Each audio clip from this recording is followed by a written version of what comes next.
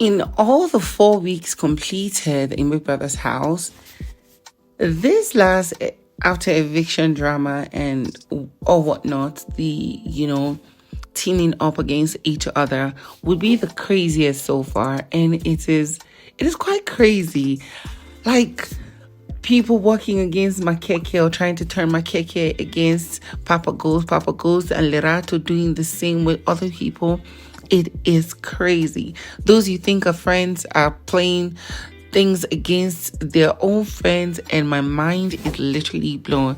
Guys, this is going to be a huge unloading, offloading, or whatever you call it.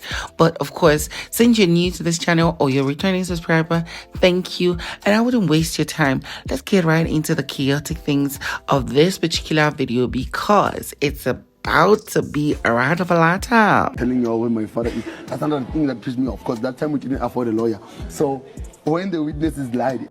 So I wouldn't definitely start from the exact thing that happened immediately after the eviction, but this conversation between Sinaye and Mitch was quite interesting. So interesting that I see how Mitch is creating his own bond of friendship with Sinaye. So now they were having a conversation as to all that's been happening in the house. And here was Mitch telling Sinaye that before he came to the group, probably before he came to be friends with young Papi and Z, or the day that, Els and Mitch had a fight, like, you know what? These people have been talking about you before you even became part of the group. You were being talked about. And Sinaye was like, you know what? I actually knew that. And it is what it is. However, everybody has to open their eyes to be sure that they're not being played. And then, Sinaye went on to tell Mitch that the fight he had with Els was quite chaotic and was way too much. He did too much. And, Mitch had to explain why he was like that. According to him, a lot of crime cases happens with ladies in South Africa. Every day ladies trend. But when they trend, it is mostly that, they are in the losing side and it's not their fault. But in a case where a man gets to be at fault, be it that they hear his side of the story or not, they get to judge him and, automatically put him guilty. And he needed to defend himself. Now, according to him, he was sorry for some things he said, but not all. But he needed to make sure that the cameras capture the moment where he defends himself and is made to be, he's assured that he's innocent. Now, he related this back to his father.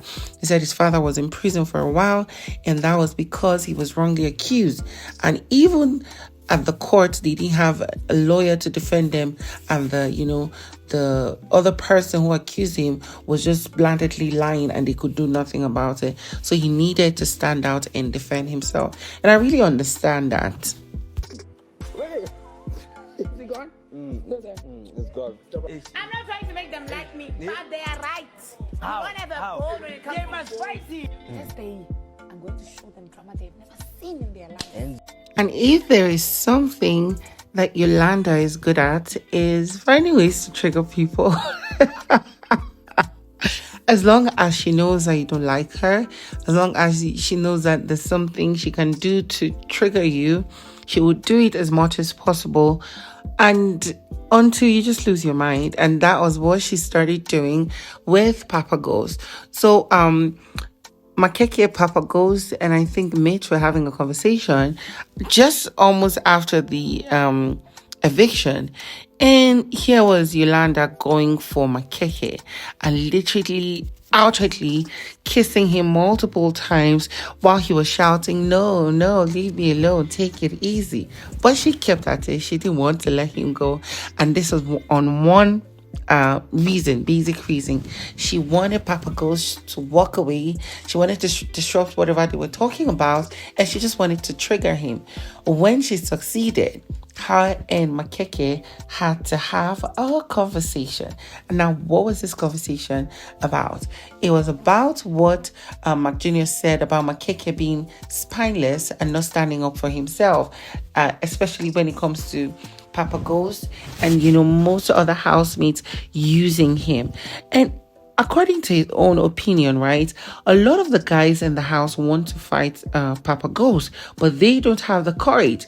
Why are they pushing him, Makeke, to do the job? According to him, there are 9 guys in this house. Why is it that every time they want him to fight with somebody he has built a bond of friendship with? Now, this conversation and shouting continued down to the garden where, he was trying to let her know that he's not going to do anything to fight anybody when he knows he doesn't have issues with the other party that you're pushing him to have a fight with.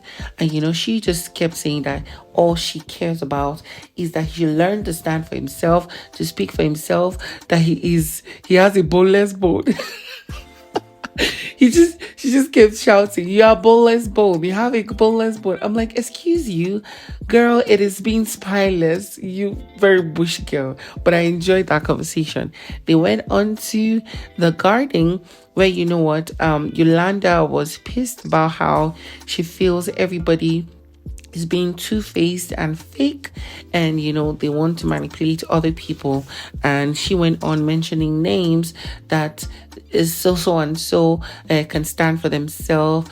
Z is somehow went on to say that Chuenza and Els are very two-faced. They cannot be trusted. In fact, at this point, she stopped being friends with Chuenza. She would not talk to her. She would not talk to them. And, she just prefers somebody that can say to her face that they don't like her or anything than being two-faced, than working with the crowd and making, wanting everybody to like you.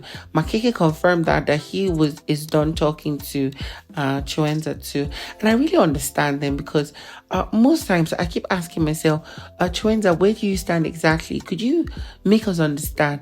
I also understand that Chuenza is one of the people that stands out as not easily acceptable in the category or in the group of everyone. So they are trying to fit in. But excuse you should have taken cues from, Sister Mara from the previous season. Not care what people think about you and being yourself and standing out. Girl didn't stop there. She has sworn that this week she's going to put the housemates on their feet. They're going to see what she's made of. By Thursday, nobody will be able to drink. You know what? When Nigerians say, feed, drink water, drop cup, right? You cannot have your cake and eat it too. Something like that. That's what she's saying. That she's going to make sure that she's in everybody's business and she's going to stress everyone. And can I be honest? I cannot wait to see how that unfolds.